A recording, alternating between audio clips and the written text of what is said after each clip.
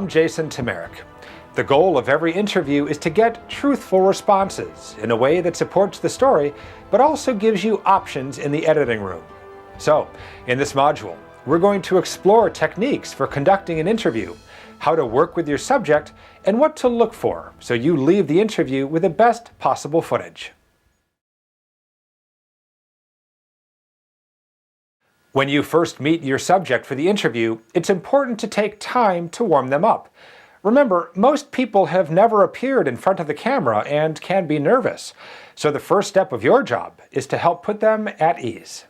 This is Lucia Riker. She is considered the greatest female boxer in history and a spectacular person, and we're thrilled to get her experience with respect to PTSD. She was a champion in a very violent sport, and so I'm sure that she has some things that she can be very educational for us about her perspective on this whole situation.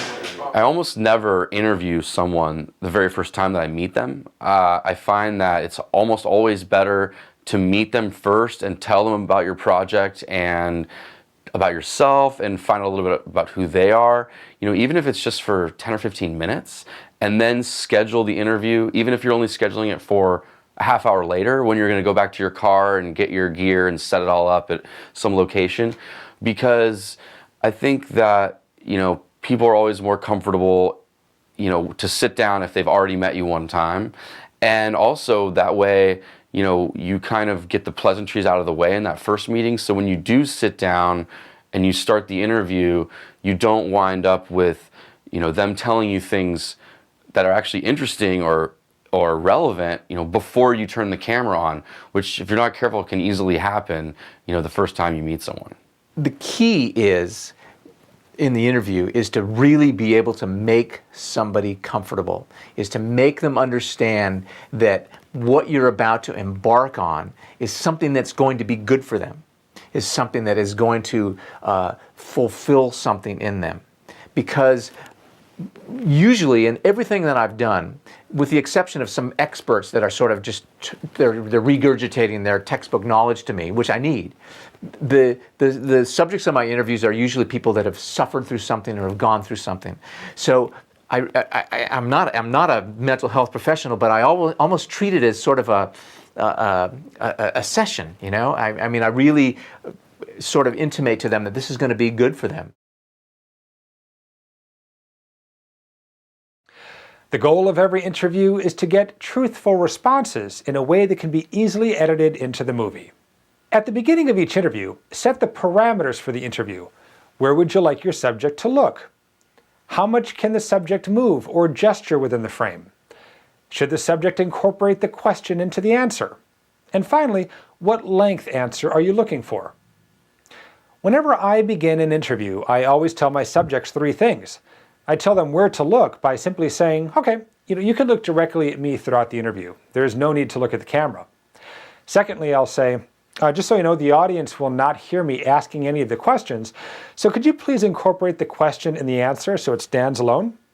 And lastly, I always mention the length by saying, I'm looking for a series of short answers, say around 15 to 20 seconds.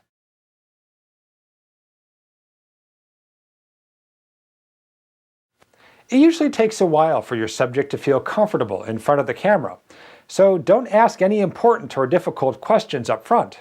In the beginning, I always ask 1 to 3 kind of throwaway questions, real simple questions. Where are you from? What was it like when you grew up? I'm usually asking something that I know I'm not going to use, something that might, just kind of open up the topic. Because when people first sit in the chair, you want them to warm up, you want to feel each other out a little bit, get a sense of each other's style, and just get them used to talking on camera. So it takes usually 1 to 3 questions to get people warmed up and into the subject matter, and then I start jumping into the things where I know I'm going to get my sound bite. So I think that's important for people to warm up. The exception to the rule is when you're interviewing celebrities, the VIPs, where you have that really tight time frame. That's a whole nother matter. Now you're dealing with a professional that's all they do is sit down and answer questions on the fly. They've already got the answers ready, so jump right to the heart of the matter in that case. But with regular people, warm them up a little bit. You're building a rapport with your subject. You're building comfort with your subject. And if you do your job, which is that you listen to them and you look at them, you will find that they will be dramatically more relaxed at the end of the interview than when they started. And some of them have actually, many of them come up and said, that was way easier. Oh, we're done already? Oh, that was way easier than I thought. That's a reward. That means you've done your job in terms of making the subject feel comfortable. Although you have planned your questions out in advance, they can sometimes become a hindrance. Don't be a slave to the questions, and don't be afraid to let go of the questions to let the interview unfold organically.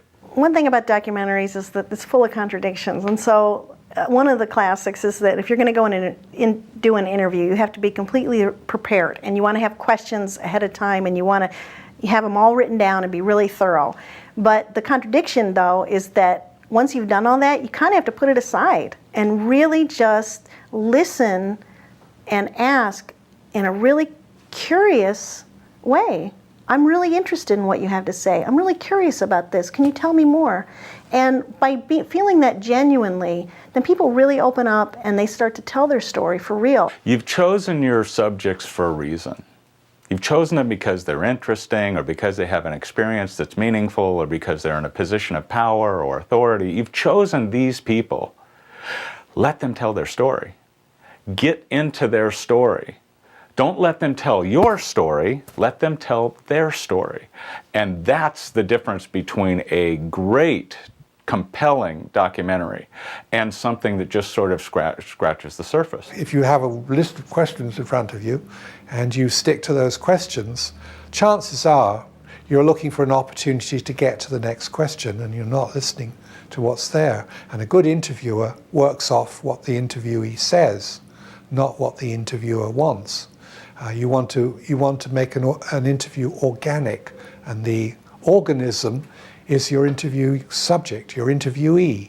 You want to listen and you want to look for subtext. What's going on under the surface?